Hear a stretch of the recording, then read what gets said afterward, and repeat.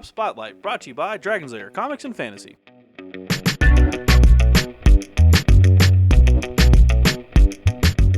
Hey everyone, I'm AdamHarry from Bell Lost Souls with Drake from Dragon's Lair Comics and Fantasy. And we're back with another Tabletop Spotlight. Drake, Pandemic's one of my favorite games, but this one looks a little different. This ain't your grandmother's Pandemic. This is Pandemic Reign of Cthulhu from Z-Man Games. Awesome. You were wondering when, now. They put a Cthulhu skin on it now. I was, that was one of the things in the back of my mind. I was like, Pandemic doesn't have a Cthulhu skin yet. Like, I gotta wonder, I wonder when people will get tired of it, because I won't. Yeah, no. Because I love it. Like Pandemic Zombies Edition or something. Easy. Yeah. Easily the next one. Then there'll be like aliens or something. Totally. I think it's called XCOM, actually. But anyway. Oh right. So, Pandemic, Reign of Cthulhu. It's not just the skin, though. It looks like there's some new mechanics here on the back that we're going to dive into and take a look at. So yeah, we've got cultists and creatures that are represented by miniatures. Yeah. It's not just the players. You're not just like little various... You're not pegs anymore. Strange and eldritch Right. getting dropped all over the place. Like there seems to be a different kind of progression, more almost like if you took Pandemic and smashed it with Arkham Horror or Eldritch Horror or something. I'm actually really curious now because of those models on the back. It's not just a regular game of Pandemic. So let's go ahead and take a look inside the box. All right, Drake, it is Pandemic time. The stars are right. It's true. Reign of Cthulhu style. So here's the front of the box. Yep. Here's the back of the box. We cheated and took the plastic wrap off already. Aha. So this one does actually have models, and it looks like 7 to choose from? 7 investigators, yeah. Nice. And then there's bad guy models, too. Ooh. So it looks like it's very similar. You've got different zones. So there's Arkham, Innsmouth, Kingsport, and I can't make out the other one. Dunwich, probably. It's Dunwich. There you go. And there you go. Dunwich right there. So I'm willing to bet it's going to be similar mechanics, but instead of like plague spreading, I bet it's cultists, and you have to go root them out or something like that. And I guarantee you that there will be a sanity meter. Oh, there has to be. Some way to go insane and die. There's 18 sanity tokens. And 1 sanity die. So there's going to be going crazy. So, all right. It's Cthulhu. You got to go mad. It's kind of the cornerstone, right? Yeah. Let's go ahead and open this up. We've got the fancy rule book. I like that. It's a cool looking art Take piece. a gander at that. We will look at that more in a moment. We've got, these are probably those sanity tokens we were just talking about. Some elder signs. Elder signs, gotta have those. That helps banish the darkness or whatever. Mm-hmm. All right, here's the board. That's cool. Let's take a look at the fancy board. So it is one-sided. There's the board. The black is black. Oh, wait. Oh. Just kidding. Oh, they haven't won yet. Yeah. Yeah, when you lose, you flip you not only flip the board over. When you lose. That's interesting. They had. So I think there's. It's a little small. It looks smaller than it is. I think the top part up here, if you folks at home can make it out, it's got these little sections that looks like for cards, probably for tracking the spread or whatever. So let's take a look at each section. We've got Dunwich down here in different zones. And then we've got Arkham right there with more different zones. There's the Secret Lodge. Got to have those. University. There's no Asylum. No. So no Arkham Asylum. Nope. No. Wrong universe. Yep. There's Innsmouth. Got a hospital, pawn shop. There's a gun. Wow. All right. Tap. Then Kingsport down here. So yeah. With their graveyard. The wharf and the graveyard. Gotta have a graveyard. Come on. So it looks like, because obviously in the other world you could like travel leftwards off the board and come over here. I think that these bus symbols, the train stations. That they'll like you can hop between them. Yeah, that would make sense. Because I would like walk from the swamp to the Great Hole, or historic and straight over to the market, or the factory, or maybe that's a guess. We're guessing here, folks. We're guessing here. So they do have bus stops, though. What if you have to travel the bus stops in the right order? Like they go in a certain time. Like you have to go here. Yeah. And you have to go. Or you can go back, but you can't skip from the inn to the factory because that's not a bus stop. It's not on the route. Sorry. Yeah, you've got to wait. Anyway, so that's a neat board. So okay. Ooh. Sanity dice. That's a pretty die. I like the color. Yeah. It's also semi-clear. It's like semi-translucent. You can see the. This looks like the nicer like chess ace. Yeah. Sets that we carry. Fancy. I like it. It's got a couple blanks and a couple doubles. Haha. I don't know if that's good scary. or bad. It looks swirly. I'm like, oh god.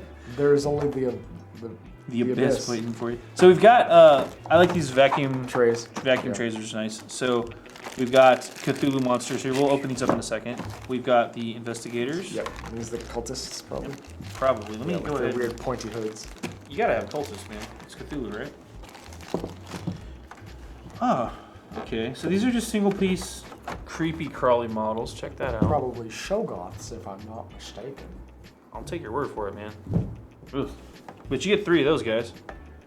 Here's the investigators. I don't know if these are just going to be generic investigators or if they're each. But they look different. Yeah. It's classic, right? Unless you paint them, you don't know who's who. There you go. So here's a dude. He's got a pistol, man. He's packing heat. Watch out for that dude. Yeah. So, like your jobs or your yeah, and then you've got positions and other things. this. I have no idea who any of these people are right now. This guy looks like I can a tell you conductor. that one's the magician. This guy? No, that guy. This guy. Magician, yeah. And then just a dude. Cultists seem a little. They're tiny cultists. They're shorter in scale. Is this lady a nun? This lady, maybe? I don't know. I've noticed. This is Carmen San Diego passing They heat. have numbers on their underside. Yeah, it's probably related to the cards or something. But there you go. There's another. Then These the look pretty good. The cultists have numbers too. 22. Is that 22 out of 22, or is it just? Oh, say Are they all 22? They're all 20. No, they're not all No, 20. they're This is number 20. This one's 23. I see a 24 in there. There's one. Whoa. Yeah, so they just, huh. Yeah, they're just. I like that hooded they're cultists. tiny. I like how much shorter they are than the. That is kind of funny. I don't think there's anything beneath that. Just to double check. Nope, it's empty there. So, so take a look at the miniatures. Those look good. Oh, there's some cards in there. What cards sets do we get here? So this is Yogg-Sothoth. Of course. I wonder if you have to defeat them like you did in Pandemic, where you have to take out the. I think that there are like Old 4 ones? different old gods, and they are the diseases. Okay. Like they act that way, and you have to seal each of them. Obviously, because this is gonna be one of them. Here we see Yogg-Sothoth, and I believe Shibamel and Azathoth are the other 2. I'm impressed with your H.P. Lovecraft knowledge, by the way. I don't know if I said that second one right. Well, if you say it wrong, it's bad times. The slug thing. I don't. The one with the slimy. Yep. And it looks like each of these have a different effect. So there's a lot of cards here, though. Yeah, and then it looks like a cheater card there, just a reference card for you. Yeah, on the back So, it looks sanity. like as far as how you sanity. Yeah. And So again, set it as after doing literally anything. If you use your relic, using a gate, enter location with a Shoggoth, or a Shoggoth comes next to you, those guys, or as evil stirs. yep. Going Makes sense. insane! You have 1 fewer action and different abilities. Oh! So it looks like these top couple are the investigator cards. Here is the magician. I bet you Okay. on the other side there's the crazy magician. Wouldn't you go insane? Yeah. That makes sense. And again, Drake and I have not looked at the rules yet, so I have no idea how close or how far off we are from the rules. Yeah, I bet So- you this is locations, relics, I'm not surprised. all this stuff, Yeah. gates and what have you. Very cool. Big decks, so go check those out. Let's go ahead and pause and take a look at the rules because again, Drake and I have not even started looking at that yet. So let's do that. All right, so we've got the rules here. Drake wants to open up the cards. I don't blame him because they look pretty cool. So this is pretty cool. awesome. We have a nice narrative, as you can see here, because it's H.P. Lovecraft, super creepy Cthulhu stuff. You gotta. Which I love that whenever something gets the Cthulhu treatment, they always include all of this. It's something gets so much more Oh yeah, narrative, and there's all this exposition. exposition. Yeah, totally. Yeah, quick overview of the game. Really simple, right? Your goal as a player is to steal all 4 gates. Very similar to Pandemic, which was to cure all 4 diseases, right? However, you can lose multiple ways. If Cthulhu awakens, which we'll get to here in a minute, not enough cultists left when they're needed. So if you roll a die and you have to place cultists and you can't, you lose. Not enough Shoggoths when they're needed. So there's only 3 of those guys. So if you don't keep those guys, the Shoggoth population below 3, you're in trouble. Not enough player cards are left when needed, or all players are insane. Which of course you can go insane because this is Cthulhu. Here's all of the board, all the stuff you get in the box, and it's quite a bit of stuff. You get player cards. Those are basically clues, like in regular Pandemic. Yeah. Those would be like the diseases to cure the diseases, but those are clues, or the locations. You know what I'm saying? Right. You get 12 player relics, the Evil Stirs cards, which those are like similar to Outbreak cards, but not quite the same. You get 7 different type of investigators, and then the figures. We get those 4 reference cards, which we looked at earlier. Yeah. You obviously get the board, all the summoning cards, 24 of those, 12 old one cards. So there's multiple old ones. It's not just 4 or 5, which we'll go through in a minute. Sandy dice, sandy tokens. It looks tokens. like you play through all of them. Yeah. The Elder Signs, those are actually seals to seal the gates, which we'll get to. 26 cultist figures, so we were right. We thought it was right around 20 something. Mm-hmm. And if you run out of those, again, you lose. And then just how to set the board up, and it's just tons of stuff. These are where the old ones go. The last one is always Cthulhu. If he wakes up, you lose. So if he gets through all of the other old ones first, you're going to have a bad time to begin with, because every time an old one flips over, it adds some type of effect. It's either an instant effect or it stays on the board as a long-term effect. And the rest of those will come in a different order, but Cthulhu is always the last one. Yeah, so that can make the game really difficult. To play the game, it's pretty simple. If you've played Pandemic, this is going to sound very, very similar. You can do up to 4 actions on your turn. You draw 2 player cards and reveal the summoning cards. Pretty straightforward. Reveal the summoning cards is like when you would flip over the Pandemic cards, or whatever they were called. Yeah. So the virus cards. Yeah. What does it actually do? When the Evil Stir cards flip, we'll skip ahead here. You do this in the following order. Fight the madness, roll the sanity die, and apply its result. So everybody just takes sanity.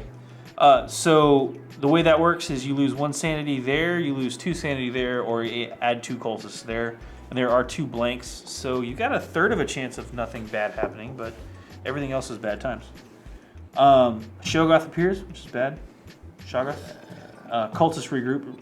Reshuffle just the cards in the summoning discard pile and place them on top of the summoning deck. So just, again, very similar to Pandemic, where the location cards would keep getting played, and you would pull the Evil Stirs card out and then shuffle those back up. So you kind of know where they're going to pop up again. So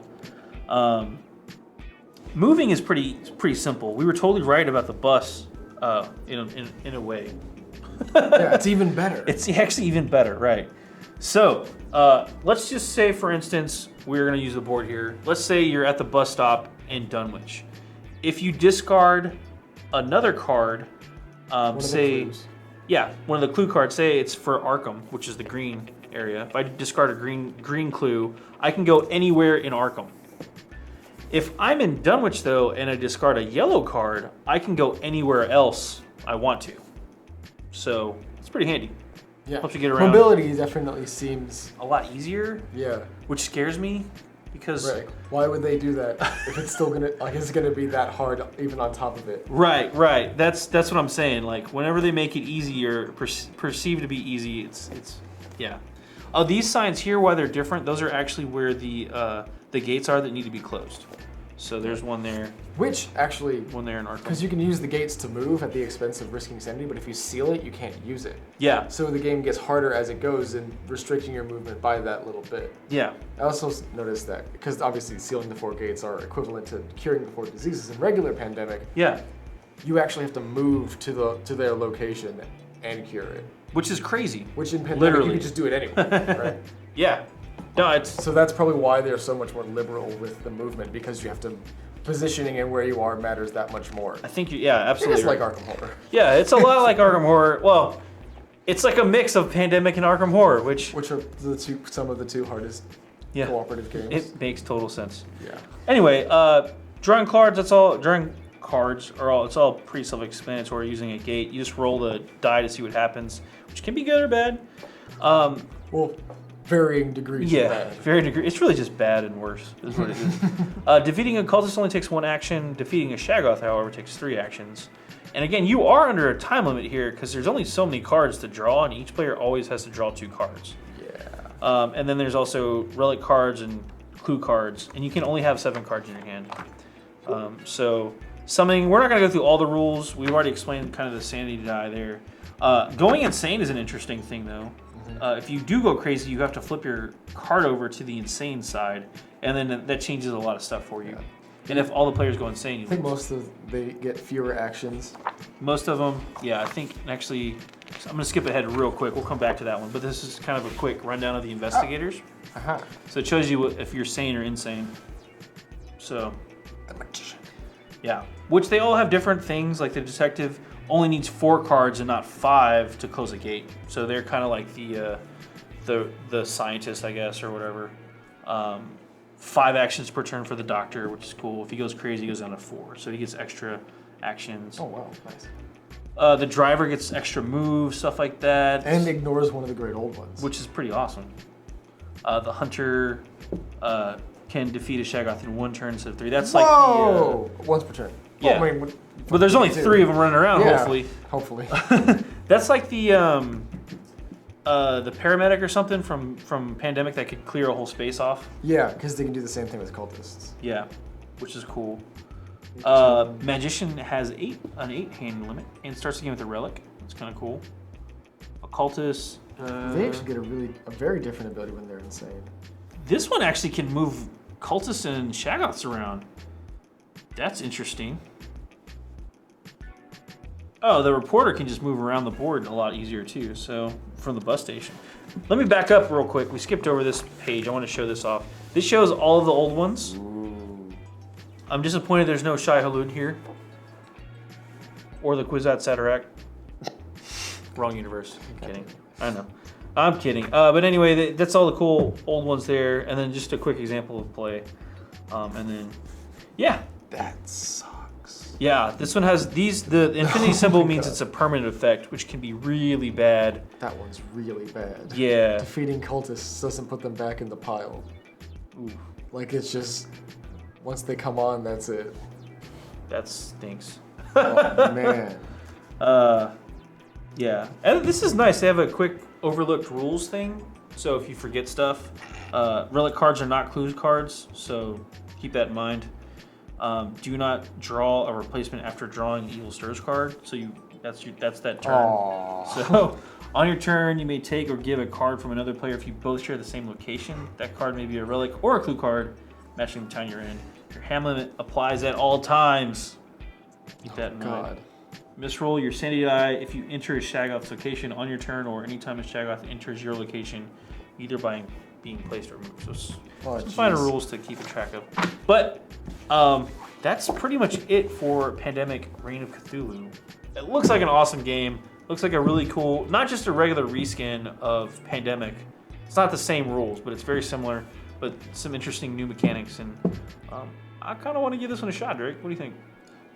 Definitely. I want it for the minis. Look at these shownotes. It's pretty cool. This die.